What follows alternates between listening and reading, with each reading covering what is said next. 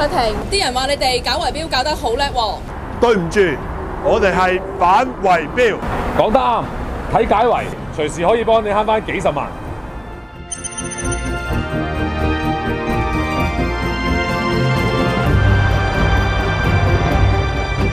大家好，歡迎收睇呢我哋第5集嘅解圍呢個節目。我係你哋嘅節目主持人莊榮輝，我係吳凱欣。Hello， 大家好。咁今日呢，由我哋兩位，因為今日呢，阿吳凱欣啊，係我哋成日都講反圍標啦，即係處理啲大廈管理嘅問題。咁大廈管理呢，有一條法例係要即係監管住嗰條咩法例，可唔可以話俾大家聽？建築物管理條例344啦。係啦，嗱，成日都聽人講344，嗱唔係334，334係學制啫。OK， 344就係建築物管理條例。嗱，有管理呢兩個字嘅，因為另外有一條法例好近嘅個名，就叫做建築物條例。OK， 呢條係建築物管理條例。咁嗱，其實呢條建築物管理條例咧，即係咩嚟咧？大家會好多時參與大廈嘅管理啦，裏邊有法團嘅成立啦，法團嘅會議嘅章程啦，會議嘅準則啦，會議嘅規則啦，所有嘅嘢都係由呢條法例加埋個別屋苑嘅公契嚟到組成嘅。OK， 咁呢條法例對上修訂係幾時啊？哇，都好耐咯，都2007年嘅修訂。係對上嗰次呢，已經係2007年噶啦。咁而家事隔10年。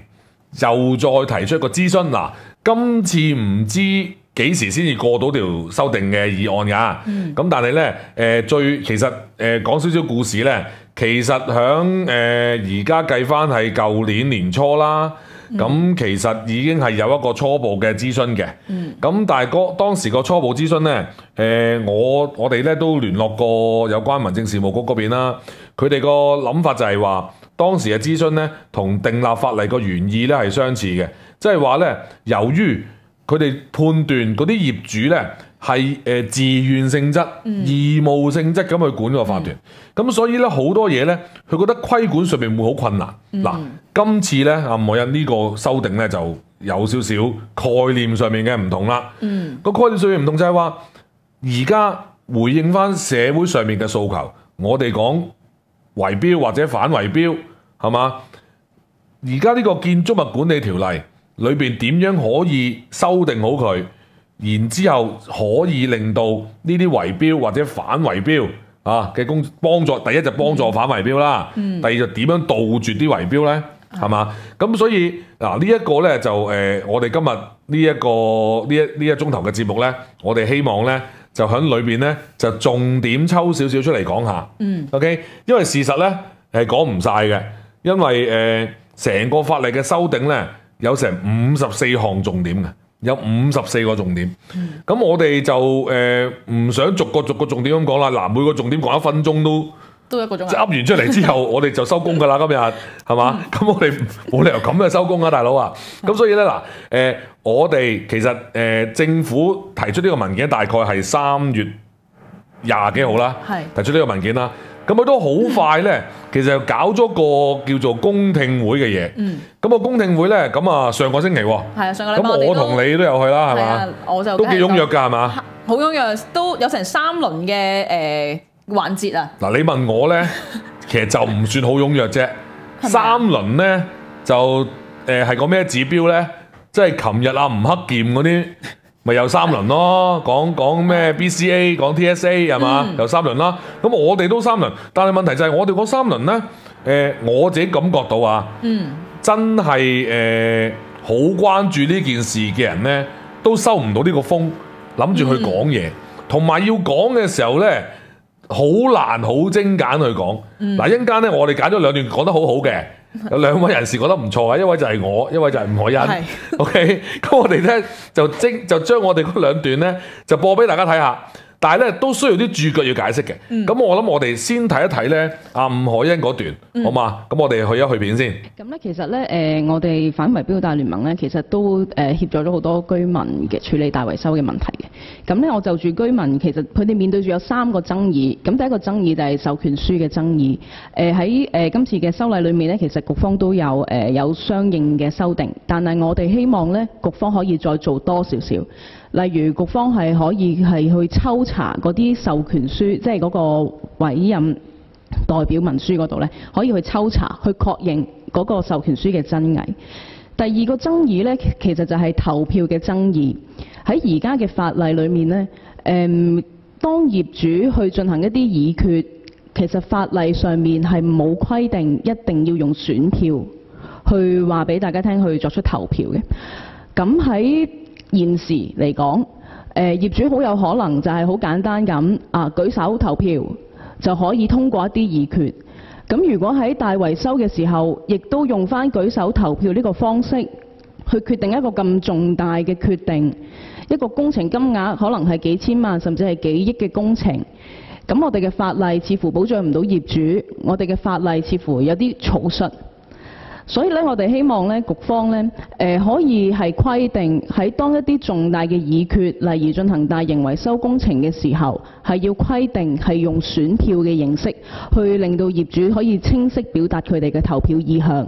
除此之外，即係亦都要提供一啲相應嘅標準啦，最好就可以提供埋一啲選票嘅樣本去俾業主參考，令到咧佢哋可以更加容易去處理投票。咁而第三個爭議呢，其實好多時啲業主特別係業主立案法團，當佢哋通過咗去進行做維修工程嘅時候，佢哋都唔知道究竟幾時先係一個合適嘅時間去簽約。其實而家嘅法例只要喺大會裏面通過咗呢個議決，其實法團就有責任去執行。咁所以變咗喺現時，一啲法團佢哋都唔知究竟我要唔要去等多啲業主去就住呢件事去醖釀一下，去就住維修去提供意見，然後先簽合約呢。所以我哋咧都建議喺設立一個大約可能30日或者係45天嘅冷靜期，去俾業主立案法團喺呢段期間提供一啲維修工程合約嘅藍本，要俾業主省覽嘅。咁業主就可以就住個合約嘅藍本提出一啲意見或者係反對，令到業主可以有提供一啲透明度啦，亦都可以令到業主咧更加清晰嘅。所以我哋希望局方可以考慮我哋業主個困難，同埋可以接納我哋嘅意見。係咪講得幾好啊？即係我覺得咧，即係喺冇睇任何稿嘅情況之下咧，即係阿伍凱欣，即係其實呢啲係你嘅經驗嚟啦，你都對法例嘅熟悉啦，即係亦都即係做足功課啦，因為你都睇咗法例裏邊嘅嘢。嗱，頭先你提出咗3個重要，平時我哋啲業主咧成日都面對到個問題，希望今次喺法例裏邊有修訂嘅。當中咧，其實你講3個問題裏邊，得1個今次係涉獵到嘅啫，有2個咧法例係不聞不問嘅。仍然都係不聞不問，仍然都係有漏洞喺度嘅。嗱，先講咗個佢有涉獵到嘅先啦。嗱，係你講翻個問題出嚟先。嗱，個問題咧就係授權書嘅爭議。係頭先講咗，重複一次。咁咧，因為咧其實而家好多時你開得會多，你都會知道授權書我授權俾莊榮輝你，咁你就去開會㗎啦。係嗱，呢度要同啲觀眾解釋下嘅，因為其實好簡單嘅啫。要偽冒一張授權書，嗱，我今日唔係教壞大家，不過真係要偽冒係好簡單，因為咧。授權書咧只需要填咗幾個資料嘅啫。第一就要填業主個名，第二就要填你授權俾邊個一個名。OK， 呢2個資料嘅啫，跟住就有我簽名，就咁簡單。嗱，你有冇辦法？嗱，伍凱欣一座樓，我唔知咩樓，乜嘢樓都好啦，求其揾座樓18樓 C 座，係嘛？你點樣知道嗰個業主係邊個啊？我梗係去做查冊先啦。查冊要使幾多錢啊？10蚊啫嘛。喂，10蚊就揾到我業主名啦，你知唔知道啊？即係如果我好肯定嗰個業主係唔出席嘅，我想知佢姓甚名誰，我只需要去田土廳俾10蚊就可以知道佢個名噶啦，係嘛？咁然之後，如果真係即係當然啦，偽冒一個授權書係犯法嘅行為，要係一個刑事嘅罪責。但係而家好多時咧，我哋面對大廈管理嘅時候咧，成日都見到有偽冒授權書嘅。嗱，經典啲例子有啲上咗新聞㗎啦，有啲人過咗身，即係死咗，都仲發授權書。點樣發授權書咧？即係咁好明顯呢個係偽冒啦，係嘛？咁所以變咗嗱，而家法例就住呢個修訂，嗱，頭先段片你講得好清楚啦，你就叫政府民政事務處，佢應該有責任去幫手核證係嘛？嗱，呢個係最基本，我哋覺得嗱，但係今次法例都冇咁樣建議到，冇俾個權民政事務處去負責核證嗰啲嘅授權書。OK， 你上門拍門又得，打電話俾佢得，點都得噶嘛，係咪？冇咁做到。嗱，呢個我哋都覺得好氣憤。當然我哋仍然繼續去爭取佢啦。但係莫欣，而家個法例佢建議點樣修訂先？你講俾大家聽。其實佢有4個有重點嘅。第一個就係而家嘅被授權嘅人，佢哋就要加簽嘅。即係譬如我授權俾你，你要知道你被授權咧，你要自己簽個名先嘅。同埋咧，我有權咧喺個投票喺個授權書嗰度咧寫清楚我投乜嘢嘅喎。第一個就係加簽，加簽咧就係其實呢個我嚟幫手補鑊嘅啫。即係以往咧嗱，我舉個例，譬如我係業主咁樣，我授權俾伍凱欣，跟住我又出嚟話喂，伍凱欣，我冇寫到授權俾你喎，係嘛？嗱，伍凱欣就可以賴皮嘅，到時佢點樣咧？嗱，假設佢唔知係咪佢偽冒啦，佢就話：喂，我被授權啫嘛，我點知你授權俾我啊？你點可以話因為張授權書係寫咗俾我嘅，而個偽造就一定係我處理啊？係嘛？咁但係而家法例就喺呢方面咧做咗啲小功夫，佢就話：嗱，你被授權啊嘛，你被授權嘅時候咧，你都要簽名。OK， 咁即係話咧，到時如果呢張授權係假嘅話咧，咁啊伍凱欣咧，你被授權咧，你都有呢個責任喺度啦。係嘛？嗱，呢個就係一個少少嘅改善。嗱，呢個當然我哋同意嘅，但係即係當然我哋覺得唔足夠啦，係嘛？咁好啦，頭先你講第二部分就係授權人士可以指示被授權者投票意向。即係譬如我想揀 A 公司，咁我授權俾你。咁你就要跟我意向去投 A 公司。當然。喂，咁有個問題喎，嗱，呢個就係操作問題啦。如果有另一個人啊，陳大文有授權你，佢嗌你投 B 公司，咁你咪要記住晒咁多可能性，分分鐘幾十間公司嘅喎。咁呢個操作上面好困難。係啊，係有困難嘅。咁所以咧，唔知係咪法例都睇到呢點啊？佢限住咧被授權嘅人咧，就唔可以咧攞多過5% 嘅業主嘅授權嘅喎。即係譬如，如果一個大廈佢有100個單位，我就唔可以攞超過5個嘅授權嘅。喂，但係如果個1000戶嘅單位，佢5% 係攞50個喎，即係有50個唔同嘅選擇喎，可能。又係啊！即係我覺得嗱，我哋聯盟，即係我莊文輝或者伍凱欣啦，永遠啲業主大會，我哋建議大家，你哋係要親身出席嘅。即係你千祈唔好，即係盡量唔好啦，授權俾人。你一係嗱授權俾你仔女去，或者授權俾你信得過嘅人去，你就千祈唔好授權俾人哋。喂，嗱法例就話你可以指示嘅，喂到時真係冇適應嘅喎，你投咗票，啲票又收埋晒，到時係嘛？結果係點樣冇人知啊？所以我覺得即係始終我都係嗰句啦，伍凱欣，即係你講得好啱嘅，即係民政事務處應該去核實。係嘛？喂，你有個部門去核實啊，自自然然想去做假授權嘅人就有一個阻嚇性啊嘛。佢知你會 check 到佢，同埋你會破壞到件事啊嘛。即係破壞到佢哋啲做錯嘢嘅事啊嘛。係咪？咁我覺得即係呢個係一個民政事務處係應該有呢個權責啦。我哋繼續爭取啦，係嘛？咁佢既然修訂裏面冇即係。冇接納到呢一部分我哋嘅意見係咪？係。咁仲有授權書仲有冇啲咩修訂㗎？授權書咧，被授權嘅人咧都要去做一個聲明嘅，去證明啊，我呢份文件咧係好誠實咁攞嚟嘅，冇造假嘅。但其實咧呢一樣咧，我又覺得好似就對件事都冇乜幫助啊。係。完全係冇作用啊！即係始終你要令到嗰件事冇人造假，你必須要嗱一個做法就加強個刑罰。其實刑罰都唔輕嘅嚟，而家偽造文件係刑罰好重噶嘛。而家個偽冒授權書嗰個問題解決問題嘅方法，唔係響增加個刑罰嗰度啊。呢一樣嘢唔係嘅，係響你響查證佢係咪偽造度有問題。就算你查證到佢，即係我覺得查證到佢係偽造嘅已經好足夠啦。因為你已經令到嗰件事嗰啲人已經唔可以運用嗰啲假嘅授權書去企圖影響咗嗰個投票嘅結果啊嘛。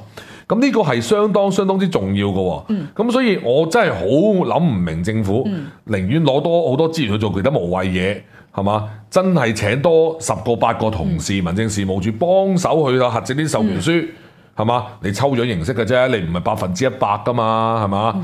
咁去做，咁我覺得真係真係咪咁嘅連咁嘅資源都冇咧？係嘛？即係我覺得呢個真係我哋真係喺呢一方面都呢喺而家城寨呢一個嘅場合度，我哋都呼籲佢一次啦。我親自見過林鄭講過呢樣嘢。我亦都最近見過有關即係林鄭未參選時，我見過講呢樣嘢啦。林鄭而家後任緊啦，係嘛？咁我哋都見過民政事務局嘅處長係嘛？我哋亦都表達咗呢樣嘢。其實佢應該用啲人手，好過揾嗰啲即係叫做咩啊？社區聯絡主任坐喺個會度唔出聲，咁嗰啲人佢唔出聲嘅坐喺度，不如佢去做查證嗰啲授權書啦，係嘛？即係政府真係聽到嘅就唔該幫下手啦，好嘛？幫下業主手。係咁啊好啦。頭先你提到第二個問題，你可唔可以講解下啲有咩投票紙啲觀眾未必知係咩嚟嘅喎？投票紙咧，其實投票嘅時候咧，通常你哋都會投票紙嘅，有啲大型啲嘅屋苑，但係有啲人真係冇嘅喎。嗱，你要講嗰個情況俾啲業主聽嘅，俾啲觀眾聽嘅。喺議會度投票，喺學校度選學生會投票，同喺大廈度投票有啲分別嘅。因為咧，喺議會度投票，一人一隻手舉手得㗎啦嘛，係嘛？但係點解頭先你話有咩投票嘅方式啊？點解會咁咧？因為係咪同啲業權份數有關係咧？係啦，業權份數係非常重要嘅，因為咧其實有啲大廈咧，佢哋個公契寫到明咧，每個單位都有唔同嘅業權，有啲可能係大份啲，有啲可能係細份啲，有啲可能係每個所有單位都係一樣嘅。OK， 即係話唔同嘅業主，佢擁有咗唔同嘅業權份數。係啦。咁通常嗰啲屋苑嗰啲業權份數，你見過嗰啲咧？相差得遠唔遠㗎？我見嗰啲係有幾倍嘅分別嘅，有幾倍分別嘅，係啦 ，OK， 都會有。嗱，我見過嗱幾倍分別，即當然係一個分別嚟啦。但係我亦都見過一啲咧，除咗嗰個差異好大之外咧，亦都係太多種類啦。我見過一個屋苑裏邊可能佢1000戶，但係擁有唔同嘅業權份數嘅方式咧，有成過百種嘅。咁即係話有啲人32，有啲人47，有啲人23咁樣嘅，個個代表緊唔同嘅票數嘅。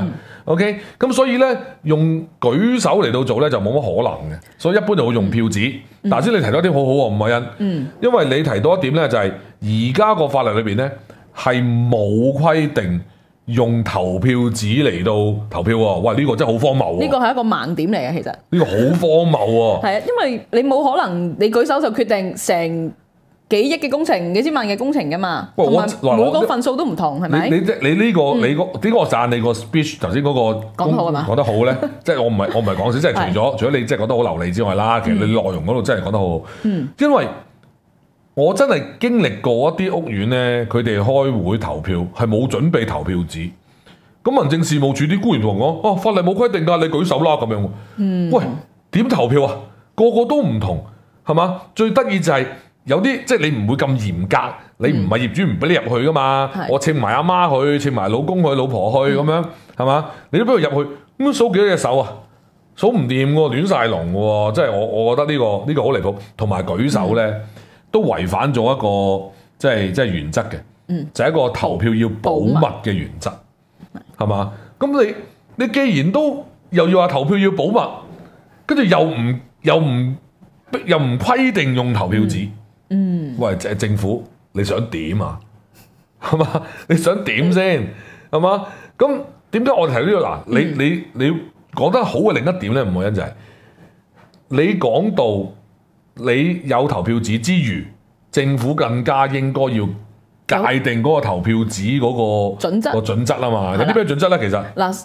投票個方式頭先講咗就一定要用業權份數決定啊嘛，因為超過50% 嘅業權份數先係一個通過咗嘅決議嚟噶嘛，咁所以你最基本你都話俾嗰個票紙都起碼要有嗰個業權份數要寫到明先啦，亦都要喺個票紙度寫清楚究竟你係投緊咩先得㗎。好多時有啲業主唔知自己投緊咩嘅喎，就算有陣時有票紙，佢哋都可能用錯票紙嘅喎，即係好多時有啲第一輪投票、第二輪投票咁樣好多唔同嘅方式。因為咧，當一個議決佢哋未睇第一輪投票未超過50%業權份數通過咧，就要進行第二輪投票嘅，攞最高嗰兩個冇錯選項出嚟。咁所以變咗呢兩個，我覺得係最基本要有嘅嘢嚟嘅。係，同埋即係。你呢個問題咧，就係更加衍生咗好多其他問題。好啦，有票紙點樣點先？點嘅時候有咩準則先？嗱，如果假設大廈招標翻嚟開標咧，有個工作守則證明咧，就話要3個委員在場先可以開標嘅。係。喂，而家點票法例有冇監管嘅？冇嘅喎，冇法例完全冇提及點樣去點票，冇嘅。即係我見到好奇怪嗱，如果我哋去經歷啲區議會選舉、立法會選舉，我哋會感受到啦。監票嘅人可唔可以掂啲票啊？唔可以，梗係唔得啦！掂票有啲建制派掂啲票，俾人鬧到去死，又話要澄清，又話要推翻結果就成啦。你而家大廈點票係點㗎？個個插隻手埋去搞啲票嘅喎，個個幫手數嘅喎。咁大家有唔同嘅立場，唔同嘅意向，跟住唔同意向嘅人又可以去點啲票。喂，呢個好唔民主，好唔文明，好唔公平咯，係嘛？成件事即係呢個嗱，點票個過程，佢應該要規範。點樣去要求重新點票咧？都應該有一個規範嘅。即係有人點咗票，覺得喂唔 make sense 喎個結果，可唔可以係咪有啲嘢數錯咗，或者搭上搭落搭錯咗啲嘢啊？可唔可以再點過啊？係嘛？咁當然可能有觀眾同我講，唉，莊榮輝你哋亂噏啫，而家點票用電腦㗎啦。係咯。我剛剛就去過屋苑用電腦點票，點錯票，搞到好大件事，錯在間點票公司出嚟叩頭認錯謝罪咯。係嘛？佢成條方程式有個 Excel 裏邊計錯數，係嘛？出嚟嗰個總嘅業權份數係大過出席嗰個10倍，咁呢票一定冇效㗎，散咗會先知喎，真係大鑊啊！跟住完全係冇一個機制話俾啲人聽點樣去到爭取去一個公平嘅點票制度。你政府你以為你強制驗樓，你以為你做工程？唔緊要，業主有責任承擔翻佢嘅責任。但係你喺整個投票揀邊啲承辦商嘅站裏邊，你政府係咪最起碼都要俾到一啲方式出嚟，令到成個投票過程係公平、公正、公開，同埋係有得追查嘅？係嘛？而家成個投票制度係冇追查嘅方式嘅喎，係好荒謬喎。喂，你記住，大家記住呢一個嘅投票決定呢，可以去到幾十億嘅喎，係幾十億嘅工程喎，係嘛？即係呢個，我覺得真係各方面啦，要幫手諗諗啦。即係計埋頭先授權書嗰個，其實我攞10蚊就可以幫你去用幾十億工程嘅咯喎。係啊，係啊。其實而家正就係，如果開到個會出嚟講到呢啲嘢咧，就有呢樣嘢，即係就已經係達成到一樣嘢。你投票投錯票，或者係覺得質疑啲選票有問題嘅話呢，係完完全全唔能夠喺嗰個現有嘅機制裏邊咧去追查嘅。咁呢個呢，係荒謬到不得了嘅，係嘛？咁好啦，講埋最後一點啦，好嘛？話呢個盲點真係好重要，因為咧其實好多時咧都喺個片段裏邊講咗當業主大會通過咗去某間公司去做工程好，或者係承辦某啲服務都好啦。咁其實管理委員會咧，其實就已經有個責任去簽約噶咯。冇錯。咁但係咧，而家好多時咧，法團都唔知簽唔簽約好啊。佢同我講點解咧？佢就係話嗱，雖然業主大會通過咗啦，吳小姐，但係其實我哋又唔識合約個細則，跟住又驚啲業主反對喎。萬一佢哋召集5% 嘅業主嚟反對，咁點搞啊？因為嗱個原理就係即係業主有權推翻個結果啦。業主冇權查票，即係冇一個法定權力去查票啦嚇。通常有啲大廈好文明嘅，俾人查嘅；有啲大廈就因為冇規定咧，佢就唔俾你查嘅。咁個重點就係，但係5% 攞出嚟推翻你咧係得嘅喎。咁所以咧好多大廈咧，佢哋有啲真係好聽意見嘅委員啊、業主啊、主席都好咧。佢通過咗之後，佢就成日問我哋：莊生啊、吳小姐幾時簽得約咧？咩時候係簽約嘅最好時間咧？咁通常我哋就俾個意見嘅。嗱，呢個係我哋意見嚟嘅。我哋意見就係覺得佢哋應該起碼開一個管理委員會，將嗰個嘅即係嗰個叫做合約嘅內容。俾大家咧就去到散覽一次，就合約嘅內容就俾一啲意見，係嘛？睇下有啲咩寫錯，係嘛？你同意咗啫，會唔會寫錯咧？合約係嘛？咁呢個我哋建議啦，係嘛？有好多法團跟住我哋做，咁結果佢哋嗰個喺簽約過程裏邊嘅爭拗好少嘅，係嘛？因為唔怕噶嘛，明刀明槍咪即係開誠佈公咯，透明度要高啊嘛。咁但係其實永遠都要靠我哋聯盟去建議咧，就唔係咁好。我覺得法例你係咪應該要定一定咧？嗱，第一，我覺得你頭先你講得好啱嘅，你要定究竟需唔需要將嗰啲合約開誠佈公，俾業主去查閲嘅？呢個你要定係嘛？你定咯，我覺得你，但係我梗係建議你定係俾人哋查閲啦，係咪？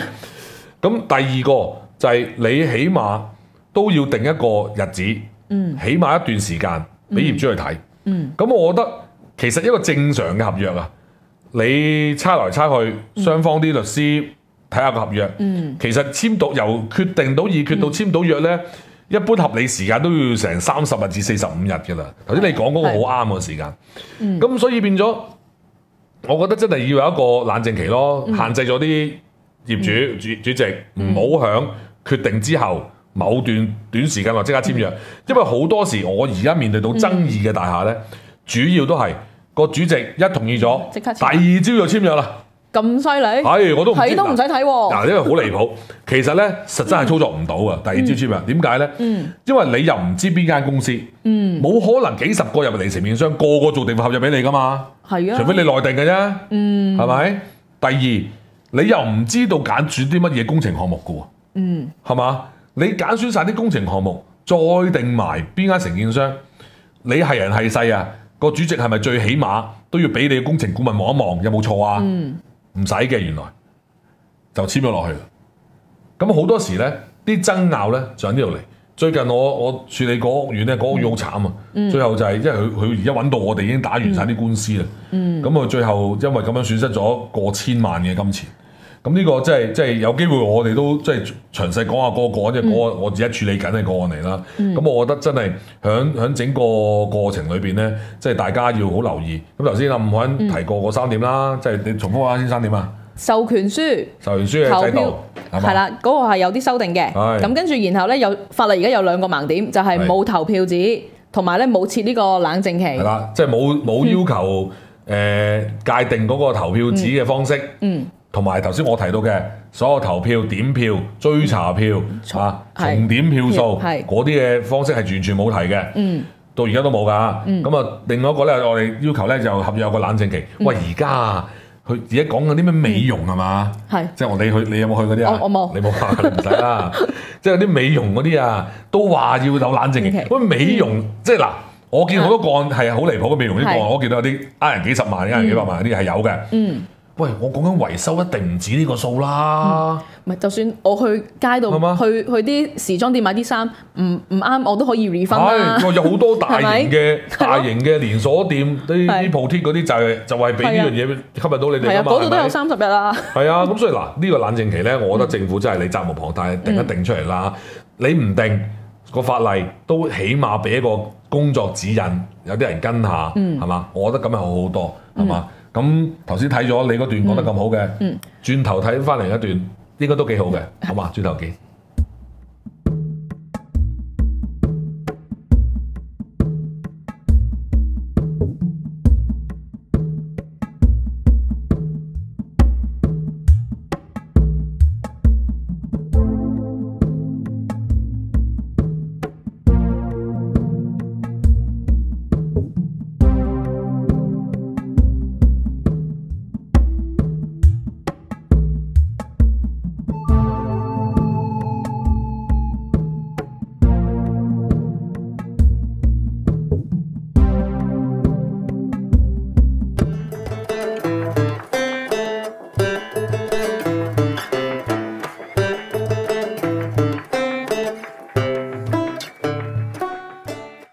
1842年，清道光22年。1842年，英國同清朝簽署南京條約。1842年喺地圖上面多咗地方叫做香港。